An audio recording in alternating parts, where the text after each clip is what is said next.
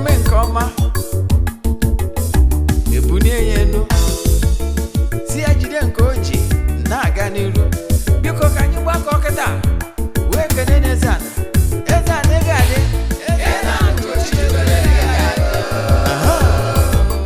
Eze-Ana ugochitubelu nwoke ọma na oraifite ị ga-adị.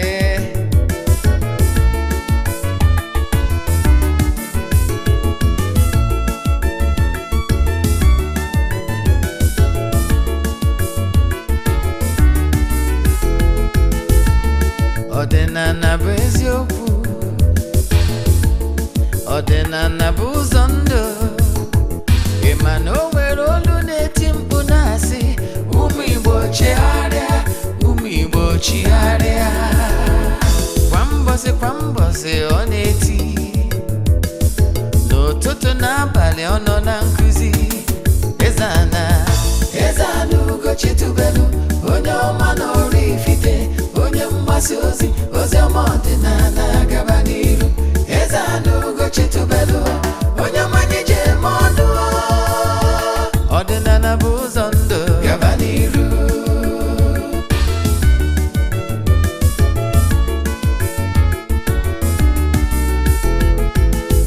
Eze-Ana ugochitubelu onye ọma na oraifite, onye mgbasa ozi ọma ọdịnala gaba n'iru. Eze-Ana ugochitubelu onye mmanye ji eme ọnụ. Ọdịnala bụ ụzọ ndụ gaba n'iru. Eze-Ana ga-adị, ugochitubelu ga-adị, ugochitubelu tempụlụ ọ ya adị. Maka na eziokwu anwa chacha ndị ụka erighị anyị front and back, ndị oche eli anyị front and back. Faji asị kala aka ghọrị ụmụ Igbo si anyị rapụ nke anyị na nke fe ka mma. Bulu Baịbụl bịa, akwụkwọ akụkọ mepekwa chọọchị fa, okwu n'ụka bịakwa. Ụtụtụ ọma na ụmụ ọdịnala Igbo, anyị abịakwanụ n'oge awa nke eziokwu, oge anyị ji wee na-awa eziokwu niile agba, nke ọ bụ mụnwa bụ Ogbuefi Eze-Ana ugochitubelu na oraifite na-anọ n'isi oche. Maka ndị ọ bụ tata bụ izizi ha na-esonyere m n'Eziokwu TV Plus ma ọ bụ na awa social media handles, ma ọ bụ Ogbuefi Eze-Ana ugochitubelu na oraifite. Abụ m onye isi nchụaja ugochitubelu ọdịnala temple. Anyị na-agba afa miri emi, lụkwazi ọrụ mmụọ dị iche iche. Abụkwazị m onye isi nchụaja na ọdịnala Restoration Evangelical Mission, bụrụkwazị onye mgbasa ozi ọdịnala Igbo. So you can call me an ọdịnala evangelist. I will answer. My mission is to help people live better life. N'ụbọchị taa n'oge awa nke eziokwu, isiokwu anyị ji bịa, today's topic is Signs of a Called One, Part 2.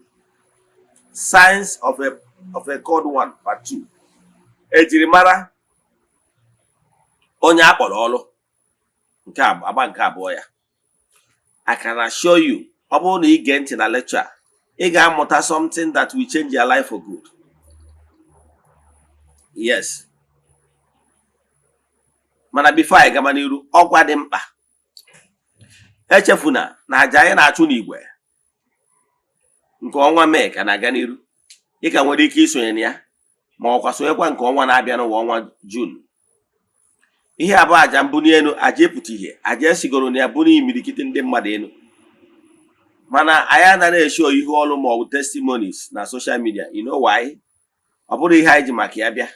Mana I can tell you for fact na ike dị na aja a na-achụ n'Igwe, maka na Igwe bụ ike. Ị nwekwara ike isonye na aja a n'ebe ọ bụla ị nọ na nsọtụ ụwa dum. Distance abụrụ ebara a n'ọrụ mmụọ anyị na-alụ ma ọ bụ aja anyị na-achụ na temple.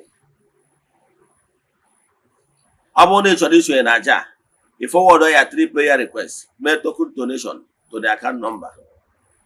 Anyị malitere ịchụ aja ihe karịgoro 2 years now. O nwere ndị na-esonyere anyị na aja site na nsọtụ ụwa dum.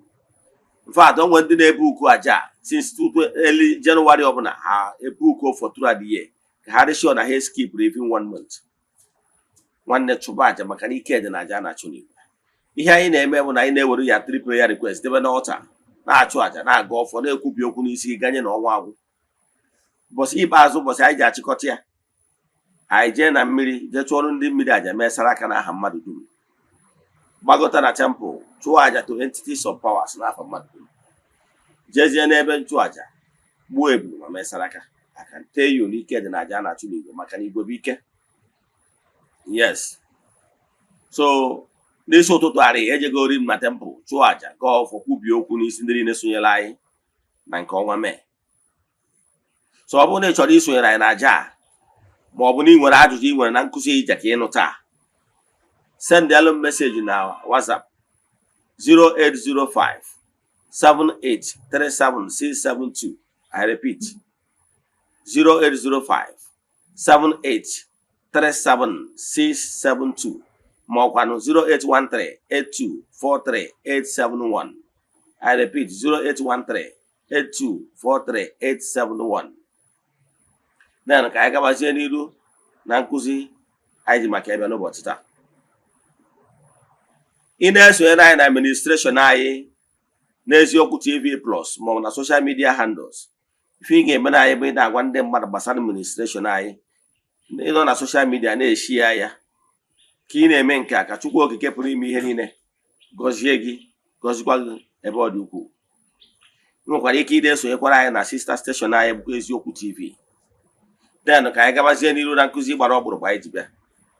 Anyị kwuru na isiokwu anyị ji bịa bụ Science of a Called One, agba nke abụọ, part 2. Nke mbụgolo anyị ga-edivide ya. Nke mbụgolo bụ kere onye akpọrọ ọrụ. Nke abụọ kedu sayensị ọ ga-abụ ị na-afụ ị mara na akpọrọ gị ọrụ.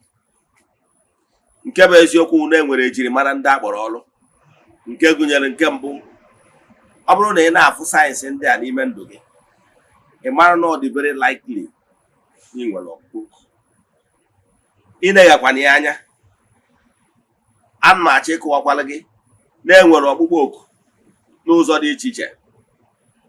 Enwere ndị akpọrọ oku ka ha bụrụ ndị nchụaja, nwee ndị akpọrọ oku ka ha bụrụ nọrọ na leadership position. Ọ na ịmara na onye ndu, mmadụ ịbụ onye ndu, a leader bụ calling. Nwere idea? Ihe ama ya taa. O nwere ndị akpọrọ oku ka ha bụrụ ndị na-agwọ ọrịa, ndị si n'aka ha wee bụrụ ndị mgbọrọgwụ na mkpa ahịhịa na-agwọ ọrịa. Enwere ndị akpọrọ oku ka ha bụrụ ndị amụma. Ihe niile awụ gift mmadụ nwere. Enwere ndị e nyere ọkpụkpọ oku. Agwakwara gị na onye ọbụla ekere n'ụwa will calling. That primary reason why you were created. That primary reason, onye ọbụla nọ n'ụwa nwere ihe o ji maka ya bịa. Yes. Nke gụnyere na o nwere ike ihe iji maka ya bịa n'ụwa. O nwere nke general reason onye ọbụla ji bịa. Ma na-enweziri ndị akpọrọ oku, the best among equal. Ị na-aghọta? Yes. Nke mbụgoro na mmadụ niile ekere eke is here for a purpose.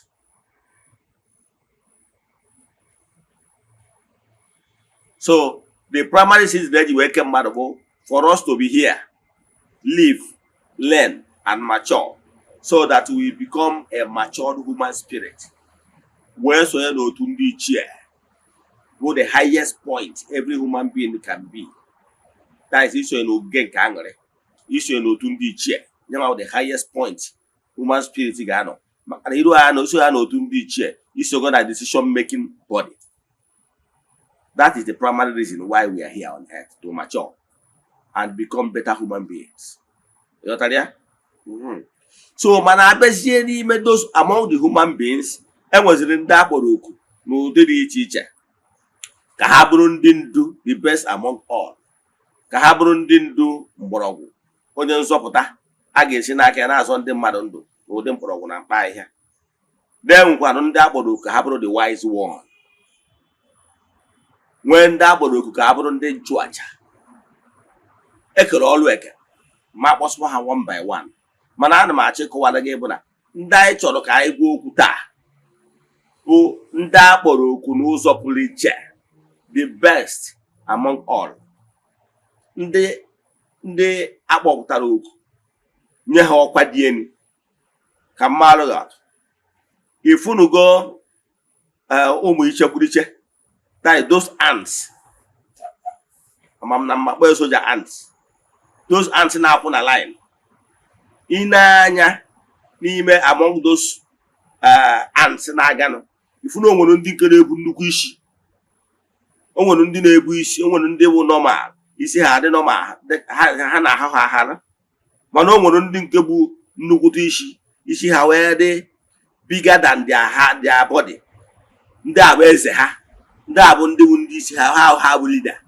Enwere ihe ịghọta. Eji m ant a wee mara a sị na isi ọ bụrụ isi niile na-ebu ogiri. Ndị Igbo mana ndị Igbo anyị, ndị nna nna anyị ha dị very wise. Ha tụkwara ya n'elu wee kwuo na ọ bụrụ isi niile na-ebu ogiri. Ịghọtara ya? Na isi a na-ebu ogiri bụ ogiri ya ji jee ya olu. Mana isi kara aka ya na-ebu ogiri. So abịa n'ụwa nwere ndị bụ isi na-ebu ogiri. Take it or leave it.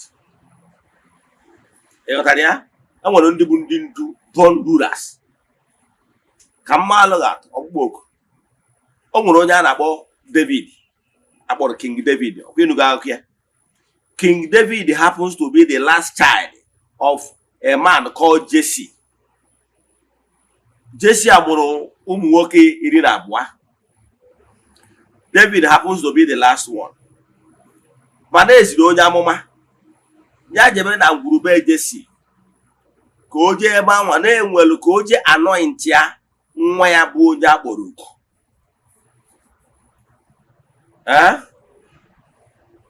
As anointed one. So Jesse onye amụma wee jewe na be Jesse wee luo ebe anwa wee si Jesse ya kpọpụta ụmụ ya niile na o nwere nwa ya bụ onye akpọrọ oku n'ụzọ pụrụ iche ga-abụ onye ndu. O wee bido na nke isi Ruben, kpọpụtawa ndị okenye ndị niile kpọpụtacha. Mana onye amụma enega anya ọ bụrụ onye n'ime ha bụ that star of leadership na-egedege iri ya. Onye na-acha anya nwere onye ọfụ bụ that star of leadership. O wee jụọ ha si ya nwoke Jesse, ụmụ niile ọgwụna. O wee si ya na o nwere nke ntọntọ, na o nwere this small one, the least among them all. No jere ije kpụpụ atụrụ to look after their sheep. Go and call that one. E wee send the ozi eje kpọta little David. Ozugbo ọfụ that little David, ọfụgo the star na-egedege iri for the forehead. So we say, yes, this is the one. O wee anoint ya David. David mechakwalụ chi eze. Ịghọtara ya? Yes. To show you na mmụọ nwere ike choose onye ọbụla. O nwere ike choose the last born. O nwere ike choose the first one. O nwere ike choose onye ọbụla for this special mission. As onye agboro. A na-akpọ mmadụ oku n'ụdị dị iche iche.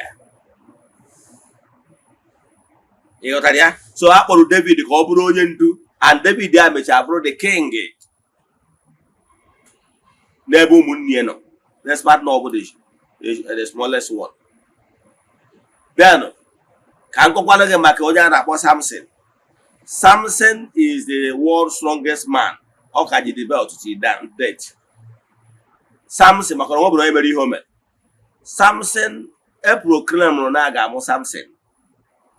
To the extent na onye ahụ ma ji egwa nne ya na ọnwa nwatakịrị nwoke dị ime.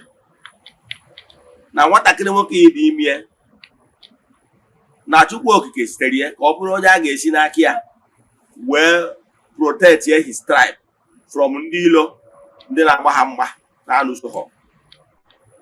Wee nye condition si ya na nwatakịrị a na ọ bụrụ na amụpụta ya si akpụkwa n'isi agụba agakwara ya n'isi.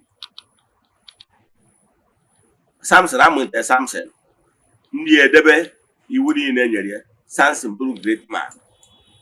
Mission ya bụ na ọ ga-abụ onye a ga-esi na ya wee zụọ agbụrụ ya. Etu a ka o si wee dị a na-enwe ndị ndu by calling.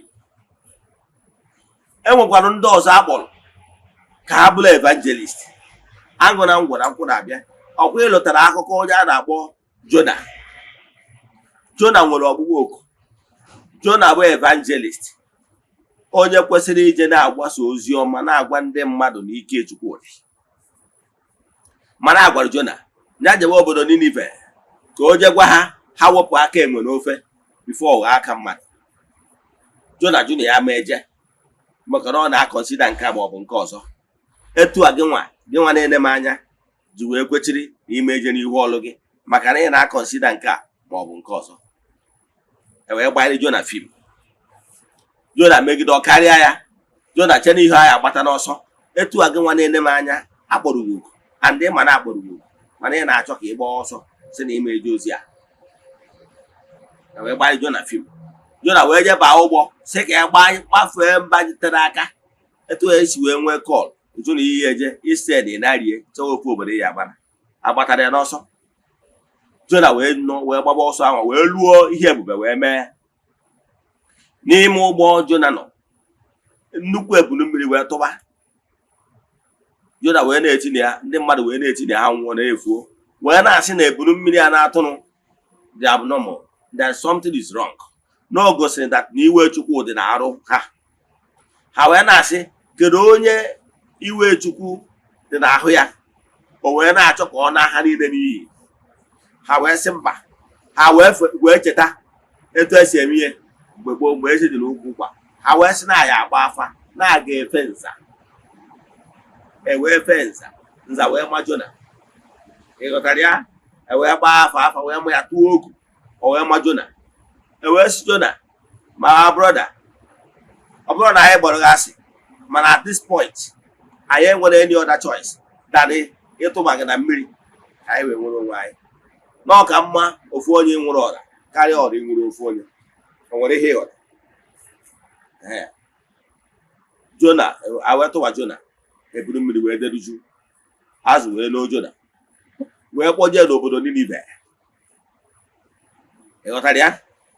Ihe m na-achọ ịkọwalụ gị bụ ịma na enwere ike akpọ nwanne gị oku ma ọ family member oku, ọjụ na ọma eje na-agba ọsọ, ejiri maka ọsọ ahụ ọ na-agba wee na-apịawa onye ọbụla nọ na be nne na nna gị azụ. Ị nwere idea? Ị ghọtara ya? Enwere ike iji maka ya wee na-apịawa onye anwa nọ na be nne na nna gị, na-apịawa ya azụ. Ọ ihe m na-achọ ka nkọwalụ gị. Now, and ọ bụrụ na ha emere the needful on time, mpịawa azụ a na-apịawa Jona nwere ike ịkọnsumu ha niile. Etu a o si dị n'ezinụlọ ụlọ akpọọ mmadụ oku, ọjụ na ọma eje, ejiri maka ya na-apịawa ndị ezinụlọ ahụ azụ. Ịmụrụ na enwere ike iji oku akpọrọ nne ma ọ bụ nna, ọjụ na ọma eje were na-apịawa ụmụ ya azụ na ezinụlọ ya azụ. That can even consume all of them. Ị nwere idea? Jona wee bụrụzie na-emegidetụ ya n'ụgbọ na mmiri. Azụ wee n'o Jona wee kpọje n'obodo Ninive. Wee ruo ebe a wee gbọọ Jona. Ihe m na-achọ ọgwụ mgbe ọgwụ na a na-akọrọ allegorical story in the Bible, pick the meaning, the message a chọrọ ka a pasịala gị. Mgbe Jona lụrụ obodo ahụ, ọ ka na-ekwe kwechiri etu isi ekwechiri na ọma eje. O wee jee n'okpuru osisi dịka esi kọja bụ akụkọ, ka o nwee shelter, ka o nwee comfort. Wee sị na ike Chukwu mere ukwu osisi anwa na-enye shelter, na-enye comfort wee kpọnwụ. O nwere ihe ịghọta? Ihe ọ pụtara bụ na ike Chukwu na ike ụmụ mmụọ can destroy whoever and whatever that is there to give you protection, to give you happiness, to give you shelter.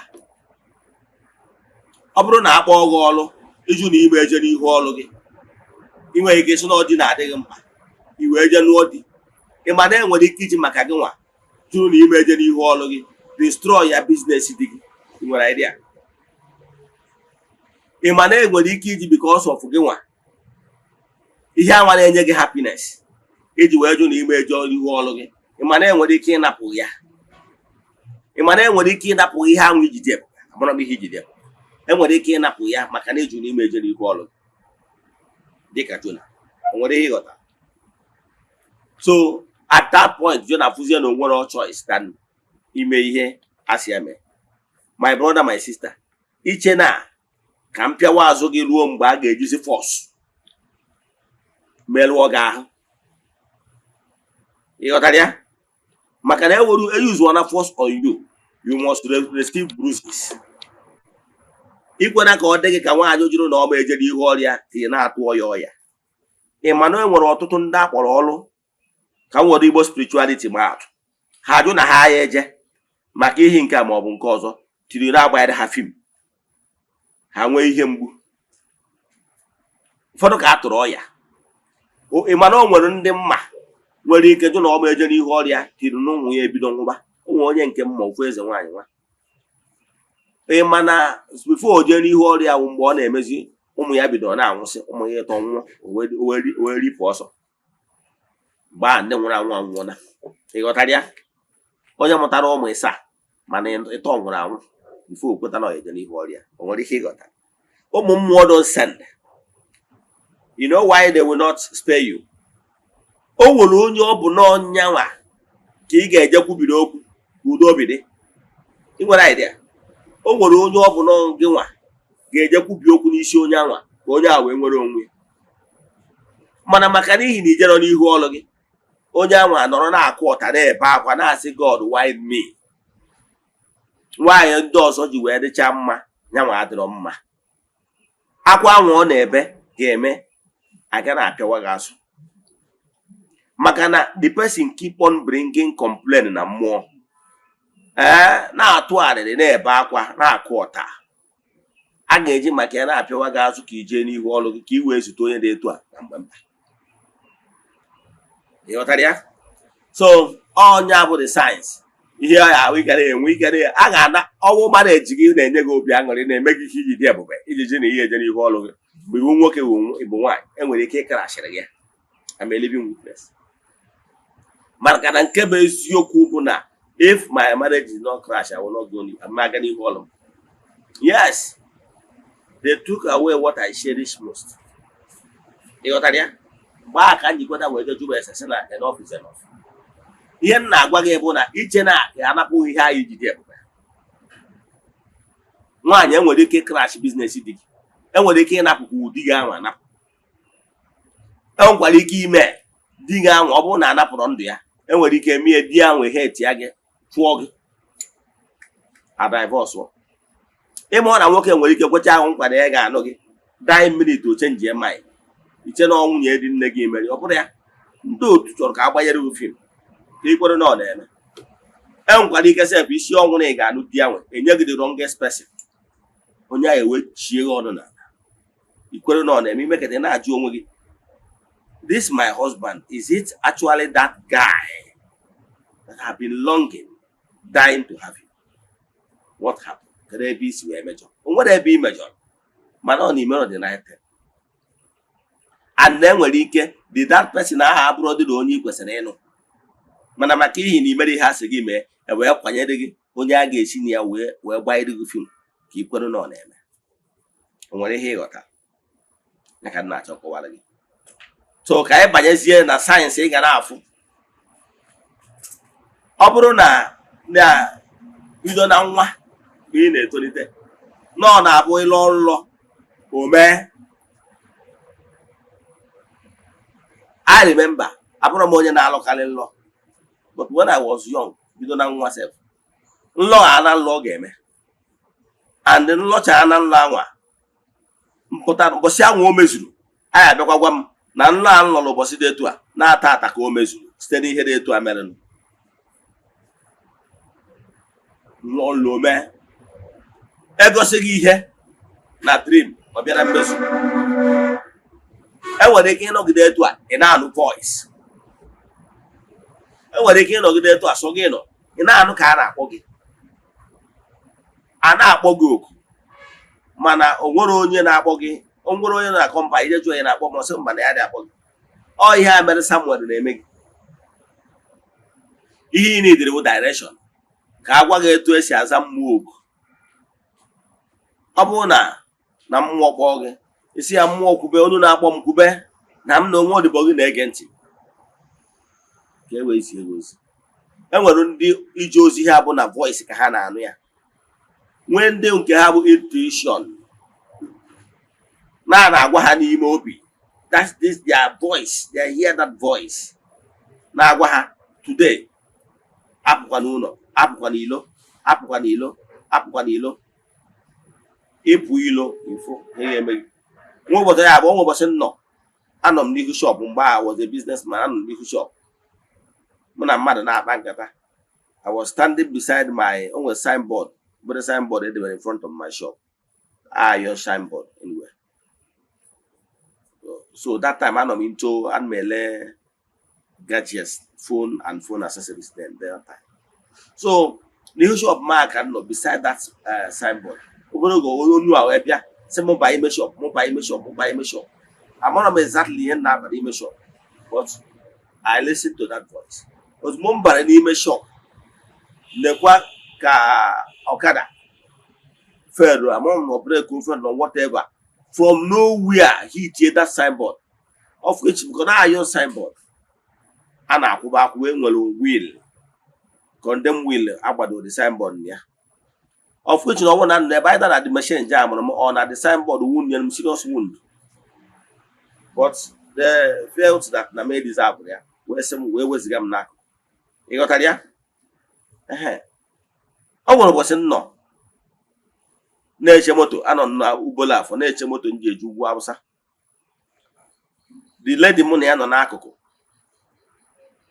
na-akpa nkata ọsị na na-eje ka ejefu nwanne m nwa na-eje ọrụ that time. Contract job ka na-eje that time. So mụ na ya nọ n'okwu ka moto nwa fed break trailer. Ị mana na moto jam ụdagị gbajie ya okwu na it can't even start. But for me, I did not catch na from another place. All morning middle seas. But then na check while again, it can know when the voice can know when the banana goes hand and law, when the hand and intuition. And again, the very common science or about when they be in a malo being one book. Every time I'm behind the tonite. Onye ọbụla mboro ihe na-eji ahịa lee final. Enwere ụmụazị nwa agbọghọ ezeago na-abụghị na ya dị that time. Na public yard anyị bi that time. Ha na-ele African salad. Amacha. So mana ọ na-abụ ha pụta n'ụtụtụ oge a na m akwado ije akwụkwọ. Ihe ara asị m bịa bụ ha. Sị ha oke ofu onye bụ onye a ka m bụ ha asị m no. Mba ebe onye a. Jụkwaje bụ onye a. Because ha believe na mbụ ha afịa na ha na-eji elecha ahịa. Ịghọtara ya? Ụfọdụ ndị mmadụ na-achọ ka mgba ha aka ahịa ọ na-eme mana that one ọ bụrụ na ị na-enotice kwa na ọ na-abụ mmadụ ọbụla mejọọ gị iwe ebe akwa o wute gị na-emecha na onye a na-enwe ihe mgbu ọkwa sign n'ime onye abụghị o nwere onye ọbụla mejọrọ gị intentionally will go scot free. And what so many science he get man about all. If aka this palm, this line see there back will you home in above fancy. About a be an aka and for star sign. Star science. Nakage. Sign nabolo, nafia naka nafia nake. Sign. Never great personality. However, every other science go see, we gabu a great leader. We gabu a god one, galu or do you all more? Manodi. Manobo neighbor a prime minister, Maroc is here, Yagotia. Man is a sign on idea. Gozo. Obo na bido nebido gay pure gazu. Agana napogi hand in the gangre. Madu quechagin qua, or yeme. My name will my advice in me, as a cold one. Ọ bụrụ na ebu nwoke ma ọ bụ na ebu nwaanyị ma na-akpọrọ na-ezigo gị ya mụda ma eziri ya na ministry prophetic ministry ma ọ bụ na eziri just note esekwana ka ime na ndị ọzọ na-eme maka na oke soro ngwere ma mmiri ọkọcha ngwere na ọmaka oke ịbụ a special child aka Chukwu dị n'arụ gị inwe special calling. Ihe ọ pụtara bụ na ihe ị ga-eji dị ebube dị n'akara aka gị. Ihe ị ga-eji wee pụta ihe wee dee ude na ndụ a dị na ya destiny. Na ọ bụrụ na ijee n'ihu ọrụ gị, ihe anwa ị na-achọ na Sokoto, ịfụ na ọ dị na Sokoto. Na ihe ị ga-eji dị ebube dị n'akara aka gị. Nọ n'akara aka gị aka ị ga-esi wee dee ude, n'akara aka gị aka ị ga-esi wee pụta ihe, n'akara aka gị aka ị ga-eji wee dị ihe a na-akpọ oturu odi n'afa language, mmadụ ide ude. Mana mgbe ị hapụrụ akara gị je na-eme ihe ndị ọzọ na ibe gị na-eme, nwanne a ga-apịawa gị azụ. Onye akpọrọ ọrụ na onye akpọrọ ọrụ abụrụ ofu. Mmụọ nwere ike inegara ofe ka anya, that is onye akpọrọ ọrụ. Mana oge gbaba onye akpọrọ ọrụ, mmụọ expect you that you should know better. So ama hapụ gị. Ịghọtara ya? Ama hapụ gị. Agbaghara onye akpọrọ ọrụ, ama agbaghara gị nwa. So kedu ihe m na-ekwu maka ya? Ihe m na-ekwu maka ya na ị ga-atụrụ anyị fụ na ị mere gịnị, na ị na-eme the needful all times. Na ị na-eme needful all times. Dịka onye akpọrọ ọrụ. Ịgwana ka olu to the point a ga-eji na-anapụ gị ihe iji dị ebube. Esikwana ka ime na ndị ọzọ na-eme. Ọtụtụ ndị ọzọ tibe aka n'ihe ọjọọ, itinye aka na nke ya gara. Ị bụrụ nwaanyị si na ibe gị na-eje Ghana ka ije gbapuo imi, ka imewe runs ibe gị na-eme, ọ garụ ndị ọzọ ma gara gị. Nwoke kwechaa gị nkwa, oyi disappoint ya gị. Egoghị ndị ọzọ venza, o nwere ihe anyị egoghị nke ị ga-atọ n'ikwe na nkwa. Ọ ga na-asị gị, I will, don't worry, I will buy, don't worry, I will do this, don't worry. Ihe niile a ekwere gị na nkwa ma emezu ya. Ndị ka mma, ndị ka kwụrụ n'ụkwụ gị na-abụ a, kwụrụ akwụrụ, bụrụ asụ odogwu, kwụrụ figure 8. Ndị ka ndị dị ihu ka ntọ ga-enweta figure, nwa anyị enweta anything. Ihe m na-achọ ịkụwara gị n'osi n'ebe a, maka na onye a na-ekiri ekiri adịrọ m n'ikpo ntụ. Ụmụ mmụọ na-eso gị, the forces na-eso gị ka ha so jee n'ihu ọrụ gị, will keep on frustrating you because n'ebe ahụ ị na-aga abụrụ ụzọ ị kwesịrị ịga. Ị ga-adị ka Sọl na-aga na-egbu ndị mmadụ, che na ọ na-anụrụ Chukwu ọgụ, wee ruo ndị ọ na-aga n'ụzọ ịnyịnya bụ ya aga ije jụ na ọ ma agazi. Ọ bụrụ na iri tresịrị ya steps, one day monkey go market, no go return. One day ihe anwa ị na-eje ka ije mee na ndị ọzọ mere, ije ebe anyị tọkara. Gịnị ka m na-agwa dịka onye akpọrọ ọrụ, esina ka inye mee runs na ụmụ nwaanyị ibe gị na-eme, ime iwu na succeed. Esikwana ka ije na-eme runs na-eme hookup, ofe bụ ndị ọzọ mefebọ gị. Ọnya melụ ụfọdụ ndị mmadụ, even among the called ones, ị ga-afụ majority omenlese na ụmụ nwaanyị. E nwere ụmụ nwaanyị gbadoro atụ nje, ị ga-afụ some divorcee, ị ga-afụ single mothers, ị ga-afụ ndị bigoro life rụọ runs. Ọnụ fegoro ha, o nwere ka ọ ga-esifepọ gị. So some of them na-abụ ha beje na nweta sazie kọlụ ha. Ndị mmadụ ewere their old life na-akọ ha ọnụ, which nwa na onwe m dị against.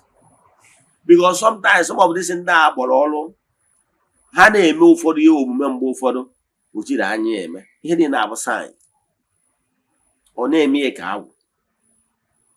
A na-agwụ ya mgba ọ ya ekwe. Ihe niile na-abụ sign. Na ọ bụrụ na ịbụ nne na nna mụta nwa na-eme like that, na-eme ka asị na ọ na-eme isi ike, a na-agwụ ya ọ dị ekwe. Ihe ị nidiri ịwụ ịchịkọ ihe gbasara agwụ ya, chịkọ ihe ndị otu ya, ka i wee gbutuo ya anya. Mana ọ bụrụ na ị mere ya, ọ ga na-emekawanye.